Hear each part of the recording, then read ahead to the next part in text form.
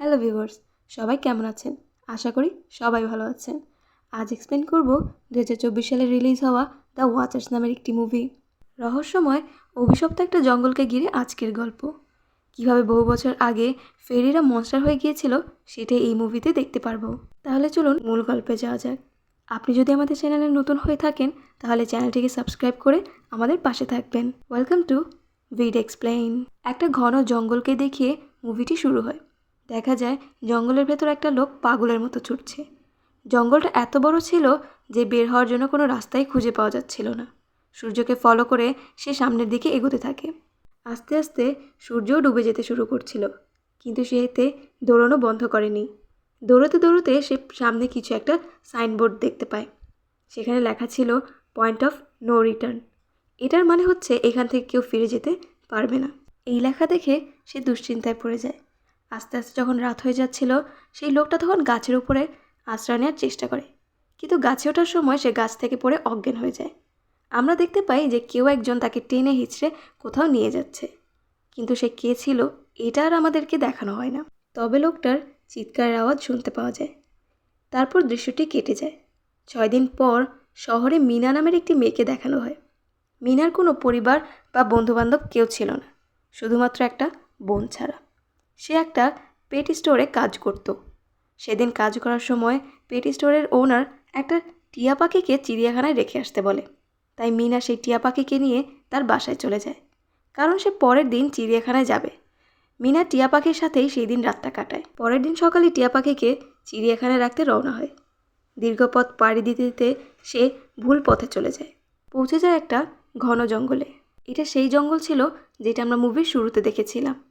মিনা গাড়ি চালাতে চালাতে জঙ্গলের ভেতর পৌঁছে যায়। এক পর্যায়ে গভীর জঙ্গলে চলে গেলে সে গাড়ি থেকে নেমে আসে, কারণ সে আর ফিরে যাওয়ার রাস্তা খুঁজে পাচ্ছিল না। গাড়ি থেকে নেমে ভাবতে থাকে যে কারো কাছ থেকে হেল্প চাইবে। তারপর সে টিয়া পাখিকে সাথে করে নিয়ে সামনের দিকে এগোতে থাকে। অন্ধকারও গভীর হতে থাকে। সেখানকার পাখিগুলো তার মাথার উপর দিয়ে উড়ে যায়। মিনা ভয় পেতে শুরু করে, এমনকি সেখানকার মাটিও কাঁপছিল। মিনা সেখানে কারো উপস্থিতি অনুভব করে। দেখে এক বুড়ি পালিয়ে যাচ্ছে। মিনাও তার পেছনে পেছনে দৌড়তে শুরু করে, যাতে সে তার কাছ থেকে হেল্প চাইতে পারে, কিন্তু সেই মহিলা কোনোভাবেই থামছিল না। মিনা দৌড়তে দৌড়তে ক্লান্ত হয়ে দাঁড়িয়ে পড়ে। তখন মিনা দেখে সেই বুড়িটা তাকে বলছে, যদি এখান থেকে বাঁচতে চাও তাহলে দ্রুত দৌড়তে থাকো। এই কথা শুনে মিনা আবার দৌড়তে শুরু করে। তখন সেই বুড়িটা মিনাকে একটা বাড়িতে নিয়ে যায়। সেই বাড়িতে মিনাকে ঢুকিয়ে দরজাটা লক করে দেয়। আসলে সেটা কোনো সাধারণ বাড়ি ছিল না, অদ্ভুত একটা ঘর ছিল, যেটাতে একটা বড় আয়না লাগানো ছিল, আর বুড়ির সামনে 2জন লোকও ছিল। মিনা ভয় পেয়ে জিজ্ঞেস করে এটা কোন জায়গা, কিন্তু তারা এর কোনো উত্তর দেয় না।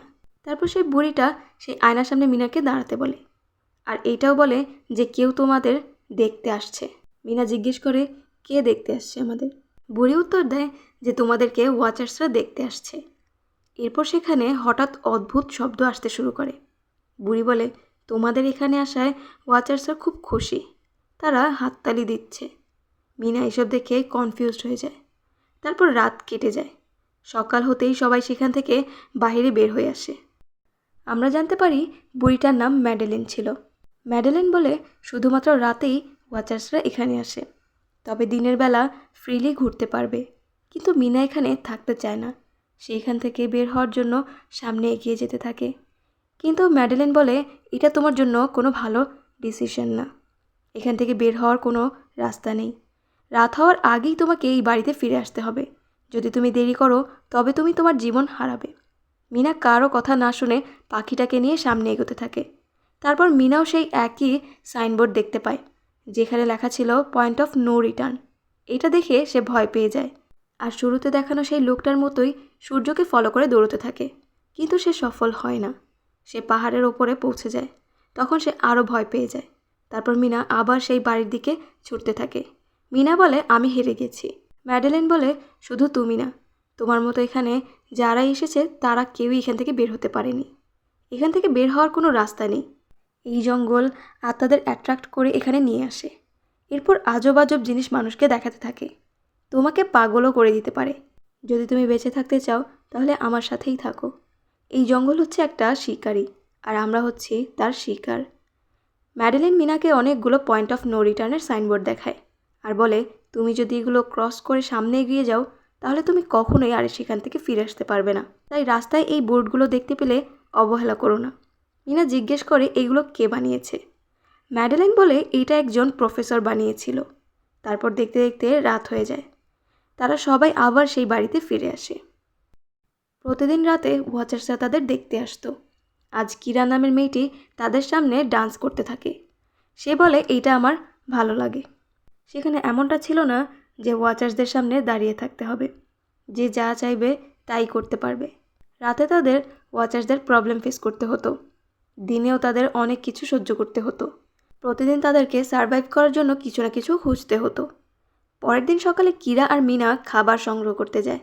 মিনা কিরাকে জিজ্ঞেস করে ওয়াচার্সরা আসলে চায় কি। কিরা বলে এই ব্যাপারে আমারও কোনো ধারণা নেই, তবে ম্যাডেলিনের থিওরি অনুযায়ী ওয়াচার্সরা আমাদের দেখে, আমাদেরকে অবজার্ভ করে, কিন্তু আমরা যদি ওয়াচার্সকে দেখি তাহলে আমরা পাগল হয়ে যাব। কিরা একটা গুহা দেখায় আর বলে এরকম অনেক গুহা এই জঙ্গলে আছে। সব ওয়াচার্সরা এই গুহার মধ্যেই থাকে। রাত হলে তারা বাইরে বেরিয়ে আসে। কিরা বলে এখানে আটকে আছি 6 মাস হয়ে গেছে। কিরার হাজব্যান্ড রাস্তা খুঁজতে বের হয়েছিল। কিরা বিশ্বাস করে যে তার হাজব্যান্ড রাস্তা খুঁজে পেয়ে তার কাছে ফিরে আসবে আর তারা এখান থেকে বের হতে পারবে। আমরা জানতে পারি যে মুভির শুরুতে আমরা যেই লোকটাকে দেখেছিলাম সেই লোকটাই হচ্ছে কিরার হাজব্যান্ড, যাকে কেউ একজন এখান থেকে টেনে কোথাও নিয়ে গেছে। বাড়িতে ফিরে আসার পর ম্যাডেলিন মিনাকে এখানে বেঁচে থাকার জন্য 3টা রুলস বলে। প্রথমটা হচ্ছে রাত হলে দরজা খুলবে না। দ্বিতীয়টা হচ্ছে রাতে আয়নার দিকে পেছন সাইড দেখাবে না। আর শেষেরটা হচ্ছে সে গর্তের কাছে যাবে না আর সব সময় তার সেন্সে থাকবে। সেদিন রাতে মিনা ওয়াচার্সদের সম্পর্কে জানতে আয়নাতে কান লাগিয়ে শুনতে থাকে, কিন্তু মিনা কিছু শুনতে না পেয়ে তার ব্যাক সাইড হয়ে বেডে এসে শুয়ে পড়ে। আর এটার জন্য ওয়াচার্সরা রেগে যায়। তারা জোরে জোরে আয়নাতে আঘাত করতে থাকে। তারপর ম্যাডেলিন মিনাকে আয়নার সামনে এভাবে দাঁড়িয়ে থাকতে বলে। এটা করলে তাদের রাগ কমে যেতে পারে। সেদিন এভাবেই রাত কেটে যায়। পরের দিন সকালে মিনা ড্যানিয়েলের সাথে শিকারে যায়। মিনা তার দিন এখানে কাটাতে চায় না, তাই সে এখান থেকে বের হওয়ার জন্য প্রস্তুতি নিচ্ছিল। ড্যানিয়েলকে জিজ্ঞেস করে তুমি কখনো ওয়াচার্সকে দেখেছো? ড্যানিয়েল বলে না। মিনা বলে আমার মনে হয় এগুলো সব সেই বুড়িটার বানানো গল্প, আমাদের ফাঁসাচ্ছে সে। আমাদের উচিত সেই গর্তটা চেক করা, হয়তো আমরা বাইরে বের হওয়ার জন্য কোনো রাস্তা খুঁজে পেতে পারি। ড্যানিয়েলও মিনার কথা মেনে নেয়, কারণ সেও এখান থেকে বের হতে চাইতো। তারপর দেখি মিনা সেই গর্তের ভেতর ঢুকছে আর ড্যানিয়েল রশি ধরে বাইরে দাঁড়িয়ে আছে। মিনা বলে যদি কিছু হয় তাহলে ড্যানিয়েল যেন তাড়াতাড়ি তাকে বাইরে টেনে বের করে। গর্তে পৌঁছে মিনা মানুষের কিছু সরঞ্জাম দেখতে পায় আর সে সেগুলো নিজের কাছে রাখে। সেভাবে নিশ্চয়ই এগুলো জঙ্গলে আটকে পড়া কারো হবে। মিনা আর ড্যানিয়েল সেই জিনিসগুলো বাইরে বের করে আনে। মিনা বাইরে বের হওয়ার আগে গর্তে কারো আঙুল দেখতে পায়, কিন্তু সে ভালোভাবে দেখতে পারছিল না যে এটা আসলে কী ছিল। তারপর মিনা ভয় পেয়ে সেই গর্ত থেকে বেরিয়ে সেই বাড়িতে ফিরে আসে। ম্যাডেলিন জিজ্ঞেস করে তুমি এইসব জিনিস কোথায় পেয়েছো? তখন তারা মিথ্যা বলে যে তারা এগুলো জঙ্গলে খুঁজে পেয়েছে। ম্যাডেলিন জঙ্গলে অনেক দিন ধরেই থাকে, তাই সে সন্দেহ করে যে এগুলো মিনা জঙ্গলে খুঁজে পায়নি, বরং সে গর্ত থেকেই এনেছে। মিনাকে জিজ্ঞেস করে বলো তুমি গর্তে কী দেখেছো? কিন্তু মিনা তাকে কিছুই বলে না। সেই গর্তে তারা একটা ক্যামেরাও খুঁজে পেয়েছিল। সেই ক্যামেরাকে মিনা আর ড্যানিয়েল সিসিটিভি বানিয়ে বাইরে লাগিয়ে দেয়, যাতে তারাও ওয়াচার্সকে দেখতে পারে। সেই বুড়িটা বলে এটা তোমরা ভুল করছো, কিন্তু তারা তার কথা শুনে না। রাত হলে তারা সবাই ওয়াচার্সের জন্য অপেক্ষা করতে থাকে, যাতে তারা তাকে দেখতে পায়। কিন্তু সেদিন রাতে ওয়াচার্স আসেনি, কিন্তু তাদের সাথে অদ্ভুত কিছু ঘটনা ঘটে যায়। বাইরে থেকে কেউ দরজা নক করছিল। সিসিটিভি দিয়ে তারা বাইরে একজন মানুষের পা দেখতে পায়। বাইরে যে ছিল সে কিরার হাজব্যান্ডের গলায় কথা বলছিল। কিরা ভাবে হয়তো তার হাজব্যান্ড ফিরে যাওয়ার রাস্তা খুঁজে পেয়ে এখানে এসেছে। চেয়ার থেকে উঠে সে দরজা খুলতে যায়। তখন ম্যাডেলিন তাকে আটকে দেয় আর বলে তুমি এই দরজা খুলতে পারবে না। তুমি কি জানো যে বাইরে তোমার হাজব্যান্ড নেই? কিন্তু কিরা বিশ্বাস করে না। ম্যাডেলিন বলে ঠিক আছে, তুমি তাহলে টেস্ট করে দেখো, এমন কিছু প্রশ্ন করো যেটা শুধুমাত্র তুমি আর তোমার হাজব্যান্ড জানো। তারপর কিরা বাইরের লোকটাকে একটা বই সম্পর্কে জিজ্ঞেস করে, কিন্তু বাইরে থেকে কোনো উত্তর আসে না। তখন তারা বুঝতে পারে এটা ওয়াচার্স। ওয়াচার্স রেগে গিয়ে বাইরে থাকা ক্যামেরা ভেঙে ফেলে। ঘরের ভেতরের আয়নাও ভাঙতে শুরু করে। তারপর তারা সবাই আয়নার সামনে গিয়ে দাঁড়িয়ে থাকে। এ কারণে ওয়াচার্সরা আয়না ভাঙা বন্ধ করে দেয়। তাদেরকে আর মারতে আসে না। তারপর ড্যানিয়েল আর মিনা ভাবে যে সব কথা বুড়িটাকে বলে দেবে। বলার পর সেই বুড়িটা রেগে যায়, কারণ তারা একটা রুলস ভেঙেছে। ম্যাডেলিন গর্ত থেকে আনা সব জিনিস সেই গর্তেই ফেলে দেয়। এখন না চাইতেও মিনাকে এখানে থাকতে হবে। সময় কেটে যায়, আবহাওয়াও বদলে যায়। শীত এসে পড়েছিল, কিন্তু তখনও তারা সেখানেই আটকা ছিল। মিনা প্রতিদিন এখান থেকে বের হওয়ার রাস্তা খুঁজত, কিন্তু কোনো রাস্তাই সে খুঁজে পায় না। সে একটা নকশাও তৈরি করেছিল। তার বিশ্বাস ছিল সে একদিন এই নকশা কমপ্লিট করেই ফেলবে। শীতের কারণে তারা ঠিকমতো খাবারও জোগাড় করতে পারছিল না, আর খাবার খেতে না পারায় তাদের মেন্টাল কন্ডিশন খারাপ হতে থাকে। এই কারণে ড্যানিয়েল আর ম্যাডেলিনের মধ্যে ঝগড়া শুরু হয়। ড্যানিয়েল কিরাকে সেফ হাউসে অর্থাৎ বাড়িটার ভিতরে ঢুকে দরজা বন্ধ করে দেয়। বাইরে মিনা আর ম্যাডেলিন দাঁড়িয়েছিল। অন্ধকারও হয়ে যাচ্ছিল। মিনা আর ম্যাডেলিন অনেক জোরে জোরে দরজা ধাক্কাতে থাকে। ড্যানিয়েলকে অনুরোধ করে, প্লিজ দরজাটা খোলো, কিন্তু সে দরজা কোনোভাবেই খুলছিল না। বাইরে অন্ধকার হয়ে যাওয়ায় তারা একটা গাছের নিচে আশ্রয় নেয়। তখন তো ওয়াচার্সদেরও আসার সময় হয়ে গেছে। তখন আমরা মিনা আর ম্যাডেলিনের সাথে প্রথম ওয়াচার্সকে দেখতে পাই। তারা ছিল অনেক লম্বা, পাতলা আর দেখতে ভয়ানক ছিল। তারা সবাই সেই গর্ত থেকে বের হয়ে মানুষকে দেখার জন্য বাইরে বেরিয়ে আসে। যখন তারা দেখে মিনা আর ম্যাডেলিন সেখানে নেই, তখন ওয়াচার্সরা তাদের জঙ্গলে খুঁজতে শুরু করে। ওয়াচার্সরা খুঁজতে গেলে মিনা আর ম্যাডেলিন আবার দরজার সামনে এসে দরজা ধাক্কাতে থাকে। এক পর্যায়ে ড্যানিয়েল দরজা খুলে দেয়।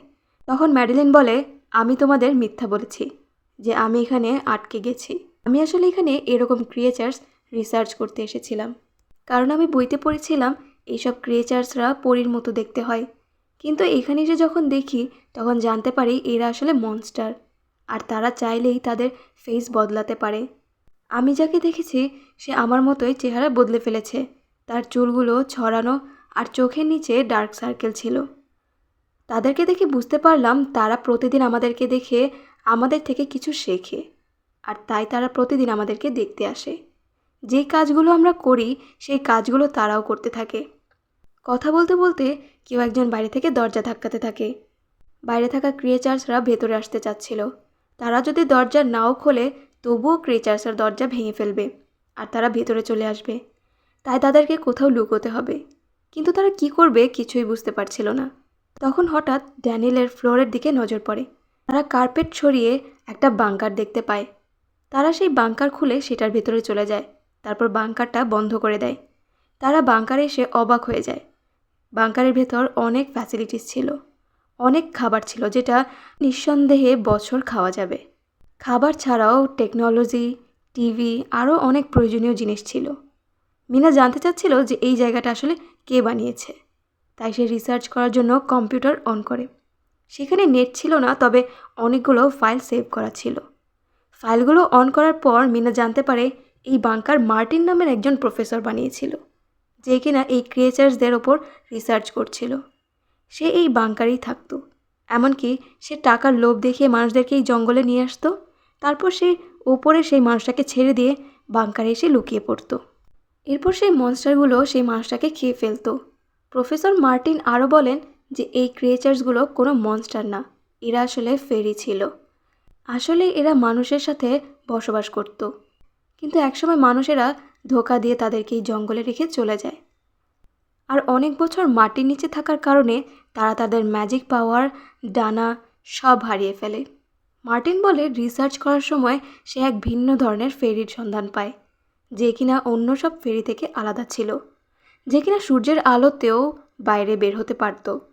সেই ফেরি মার্টিনকে মারত না, তাই মার্টিন তাকে বাংকারে নিয়ে আসে।